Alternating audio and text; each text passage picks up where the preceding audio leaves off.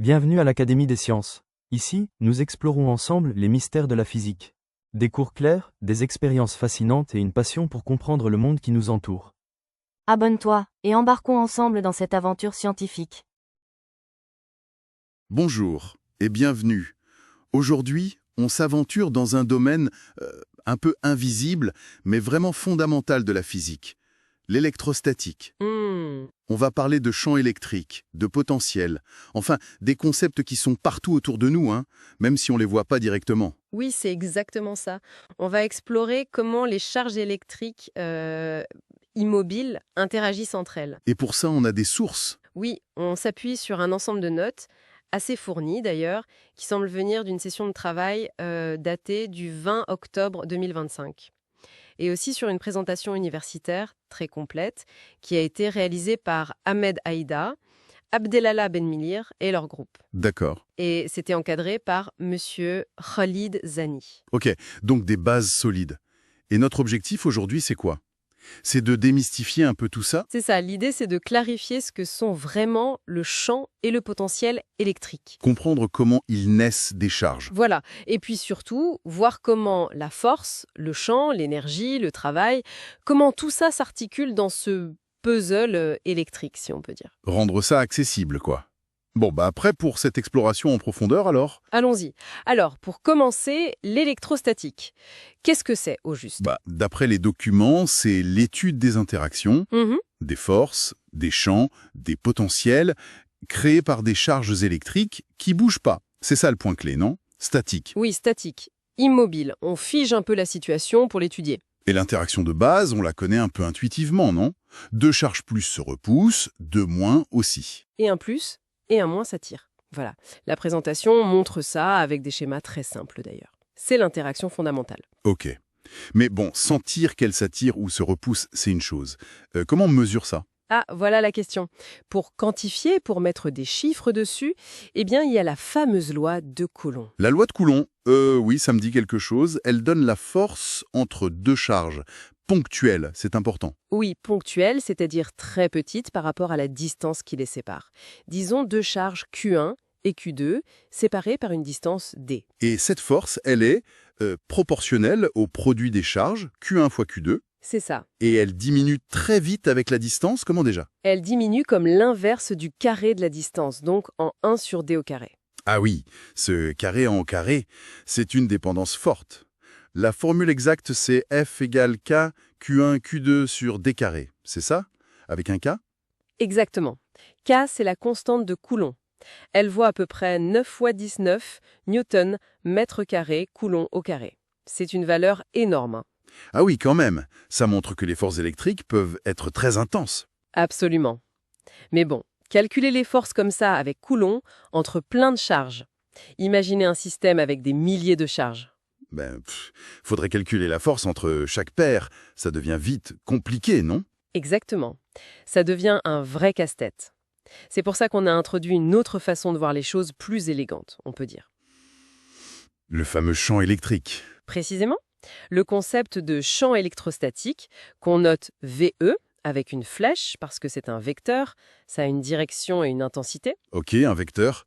L'idée, c'est qu'au lieu de penser à une action directe à distance entre Q1 et Q2, on dit qu'une charge source, appelons-la Q, modifie l'espace tout autour d'elle.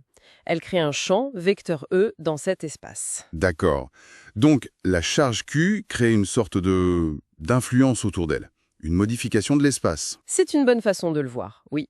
Et si une autre charge, une petite charge test, Q, arrive dans cette zone d'influence? Elle ressent quelque chose. Elle ressent une force, vecteur F, et cette force est directement liée au champ vecteur E à l'endroit où se trouve Q.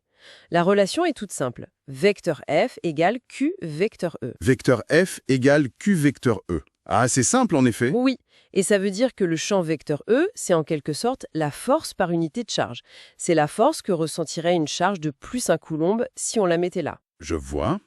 Donc, si on connaît le champ E partout dans l'espace, on peut calculer la force sur n'importe quelle charge Q qu'on y placerait, juste en multipliant par Q. C'est beaucoup plus général en fait. C'est ça, c'est l'avantage. On décrit l'effet de la source Q sur l'espace, indépendamment de la charge test qu'on pourrait y mettre. Et ce champ E, il a une direction particulière. Comment il est orienté? Bon, bien sûr. Et c'est assez logique. Si la charge source Q est positive, Q0, le champ E pointe vers l'extérieur. Il s'éloigne de la charge. Il fuit la charge positive. Voilà.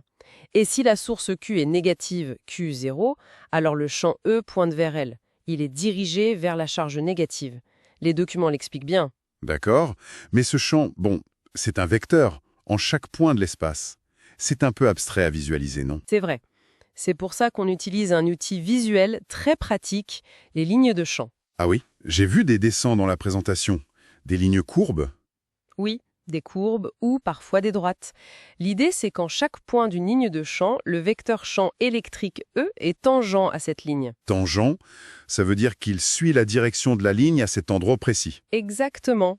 Ces lignes nous donnent une sorte de carte de la direction et de la structure du champ. Et elles obéissent à quelques règles importantes. Ah, lesquelles par exemple? Premièrement, deux lignes de champ ne peuvent jamais se croiser. Logique. Sinon le champ aurait deux directions au même endroit, c'est impossible. Voilà. Deuxièmement, elles partent toujours des charges positives et elles arrivent sur les charges négatives. Ou alors elles partent à l'infini s'il n'y a que des charges positives, ou viennent de l'infini s'il n'y a que des négatives. D'accord. Partent du plus vers le moins. Et troisièmement, la densité des lignes, c'est-à-dire à quel point elles sont serrées les unes contre les autres. Ça indique l'intensité du champ. Exactement. Là où les lignes sont très resserrées, le champ vecteur E est intense, la force serait grande. Là où elles s'espacent, le champ est plus faible. C'est malin comme représentation. La présentation montrait des exemples, non? Oui, très parlant. Pour une charge positive toute seule, les lignes partent radialement, comme les rayons d'une étoile. Ok. Se repousser mutuellement entre les deux, Elles se courbent pour s'éviter. c'est ça. Et si on met une charge positive et une charge négative, ce qu'on appelle un dipôle électrique, alors là, on voit de belles lignes courbes qui partent de la charge plus et vont élégamment vers la charge moins. Ça aide vraiment à se faire une image mentale du champ, même s'il est invisible. Absolument. C'est un outil conceptuel vraiment puissant. Bon, maintenant, question suivante. Qu'est-ce qui se passe si on a plusieurs charges sources? Pas juste une, mais deux, trois ou plein. Est-ce que le champ créé par une charge va être modifié par la présence des autres? Elles interagissent entre elles, non? C'est une bonne question, hein.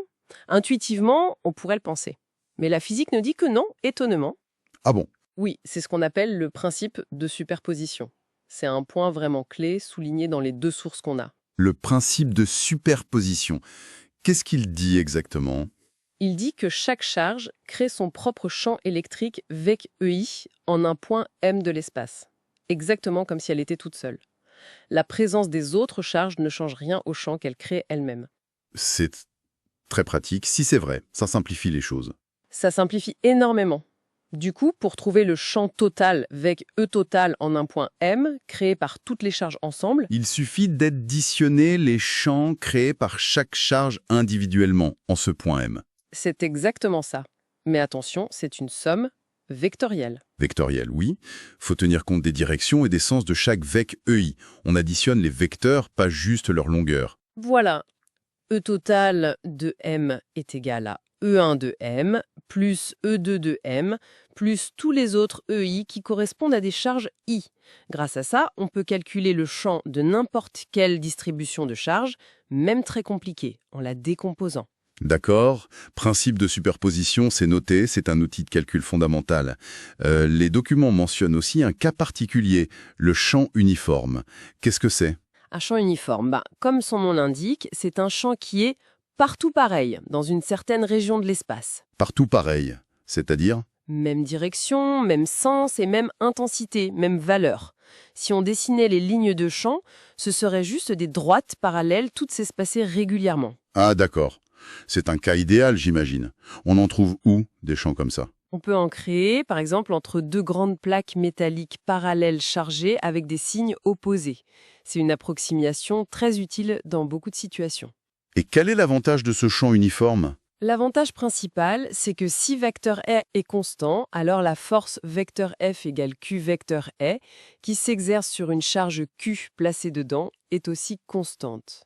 Ah oui, constante en direction, sens et valeur, peu importe où est la charge dans la région? Exactement.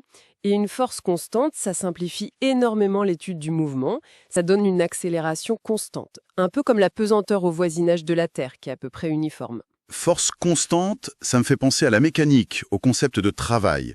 Quand une force déplace un objet, elle effectue un travail. Ça correspond à un transfert d'énergie. Est-ce qu'on a la même chose ici avec la force électrique? Tout à fait. La notion de travail est essentielle aussi en électrostatique. Le travail W de la force électrique vecteur F, quand une charge se déplace d'un point A à un point B. C'est défini comment? Comment en mécanique? Oui, c'est le produit scalaire du vecteur force par le vecteur déplacement. WA/AB égale vecteur F, vecteur AB. D'accord. Et dans le cas simple du champ uniforme, où vecteur F est constante, Le calcul se simplifie. Si on imagine comme dans les notes que le champ vecteur E est selon l'axe X et que la charge se déplace de XA à XB sur cet axe. alors le travail WAB vaut... Les notes donnent la formule WAAB égale QEXAXB. QEXAXB.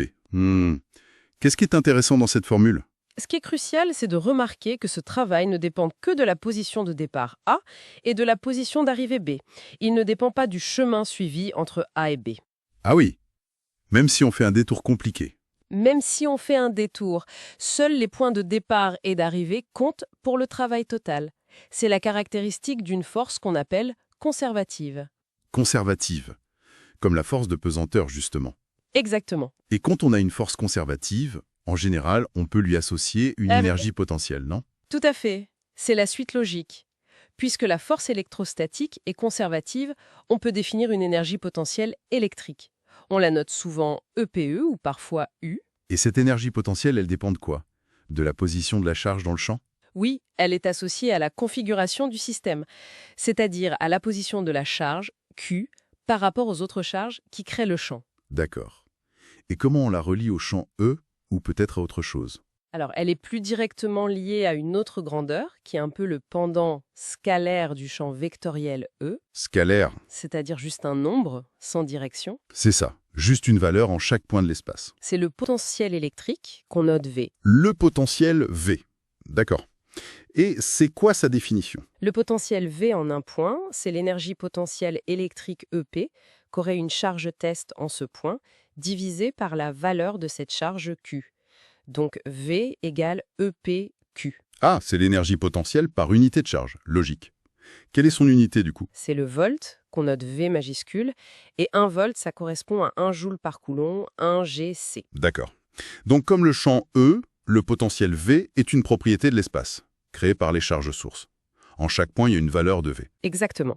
Mais quel est le lien entre ce potentiel V, qui est un nombre, et le champ vecteur E, qui est un vecteur avec une direction?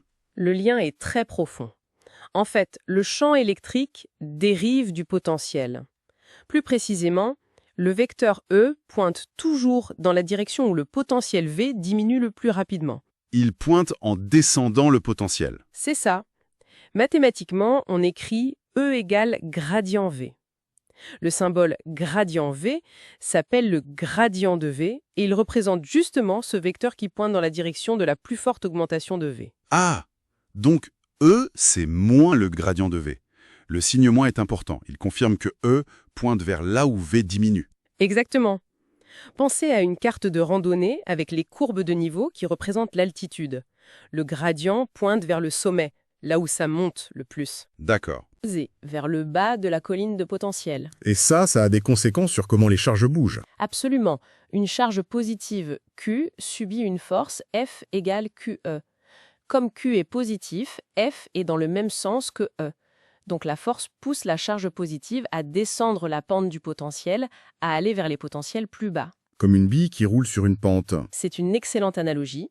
Et à l'inverse, une charge négative Q, où Q est négatif, elle subit une force F égale QE, qui est donc dans le sens opposé à E. Ah oui, donc la force pousse la charge négative à remonter la pente du potentiel, à aller vers les potentiels plus élevés. C'est exactement ça. Les charges positives vont spontanément vers les potentiels décroissants et les négatives vers les potentiels croissants. C'est clair. Et souvent, en électricité, on ne parle pas tant du potentiel V en un point, mais de la différence de potentiel entre deux points A et B. La tension, c'est ça. Oui, tout à fait. Ce qui est souvent physiquement pertinent, c'est la différence de potentiel, DDP, qu'on note UAB et qui est égale à VA moins VB. VA moins VB. C'est cette différence qu'on appelle aussi la tension entre A et B. Par exemple, dans notre cas du champ uniforme le long de l'axe X, on avait trouvé WAB est égal à QE XA XB. On peut montrer que la différence de potentiel VA-VB est égale à E XA XB. Ah oui. Donc, UAB est égal à VA-VB égale E fois XA XB. C'est une relation directe entre la tension et le champ, dans ce cas simple. C'est ça. Ou parfois on l'écrit UBA égale VB VA égale E fois D, où D est la distance XB XA projetée sur l'axe du champ. C'est très utilisé. D'accord. Alors, revenons un instant à l'énergie potentielle, EPE. On a dit V égale EPPQ, donc on peut dire EPE égale QV. Presque. En fait, comme pour toutes les énergies potentielles, pensez à l'énergie potentielle de pesanteur, on peut toujours ajouter une constante arbitraire. Ce qui compte physiquement, ce sont les variations d'énergie potentielle. Ah oui, la référence, le niveau 0. Exactement. Donc la relation la plus générale est EPE égale QV plus C, où C est une constante. Le choix de C correspond au choix de l'endroit où on décide que le potentiel V et donc l'énergie potentielle EPE vaut 0. Souvent, on le choisit à l'infini. D'accord. EPE égale QV plus C. Et maintenant, la grande question, est-ce qu'on peut relier le travail WA à B qu'on avait calculé tout à l'heure avec F fois vecteur AB à cette variation d'énergie potentielle delta EPE? Oui, et c'est là que tout prend son sens et qu'on voit la cohérence du modèle. Pour une force conservative, comme la force électrostatique, il y a une relation fondamentale. Le travail effectué par la force pour aller d'un point A à un point B est toujours égal à l'opposé de la variation de l'énergie potentielle entre ces deux points. Attendez, WA à B égale moins delta EP, c'est ça? Exactement ça. WAAB égale moins EPB moins EPA. Le travail moteur correspond à une diminution de l'énergie potentielle. Voyons si ça colle avec nos formules. On a delta EP égale EPB moins EPA. Oui. Et comme EP égale QV plus C, ça fait QVB plus C moins QVA plus C. Les constantes s'annulent. Bien sûr. Donc, delta EP égale QVB moins QVA égale QVB moins VA. Voilà. Et on avait vu que dans notre champ uniforme, VA-VB égale E XY-XB. Donc, VB-VA égale E XY-XB. Ou encore E XY-XOA. Ok. Donc, delta EP égale Q E XY-XEA. C'est ça. Et maintenant, si on prend l'opposé, delta E, Ça fait moins QE XB moins XA égale QE XA XB. et QE XA XB, c'était exactement l'expression qu'on avait trouvée pour le travail WAAB en partant de la force. Incroyable. Ça marche parfaitement. Tout est cohérent. C'est ça qui est beau en physique, quand les différentes approches mènent au même résultat et que tout s'emboîte. C'est vraiment satisfaisant. Alors, si on essaye de résumer un peu ce parcours conceptuel, D'accord. on est parti de l'idée de base. Les charges immobiles interagissent. Elles s'attirent ou se repoussent. C'est la loi de Coulomb qui quantifie ça. Oui. Mais pour décrire l'influence d'une charge sur tout l'espace autour d'elle, on a introduit le concept de champ électrique, vecteur E. C'est une description vectorielle, la force par unité de charge. On peut le visualiser avec les lignes de champ. Et si on a plusieurs charges, leurs champs s'additionnent simplement, vectoriellement, grâce au principe de superposition. C'est ça. Ensuite, on a vu qu'on pouvait décrire la même situation de manière scalaire, avec un nombre en chaque point, le potentiel électrique V, qui est l'énergie potentielle par unité de charge. Et ce potentiel V et ce champ vecteur E sont intimement liés. Le champ dérive du potentiel. Il pointe vers les potentiels décroissants. E égale grade V. Exactement. Et enfin, on a bouclé la boucle en reliant le travail W de la force électrique à la variation d'énergie potentielle électrique EP. Le travail est l'opposé de cette variation, W égale moins delta EP, ce qui confirme bien que la force électrostatique est conservative. Force, champ, potentiel, énergie potentielle, travail, tout est lié. C'est un édifice conceptuel assez impressionnant finalement. Oui, et ce sont vraiment les fondations de l'électrostatique. Comprendre ces concepts, c'est essentiel pour aborder ensuite des phénomènes électriques plus complexes. Ça semble être la base de beaucoup de choses en électricité et électronique. Absolument. Mais, il y a un mais. Lequel?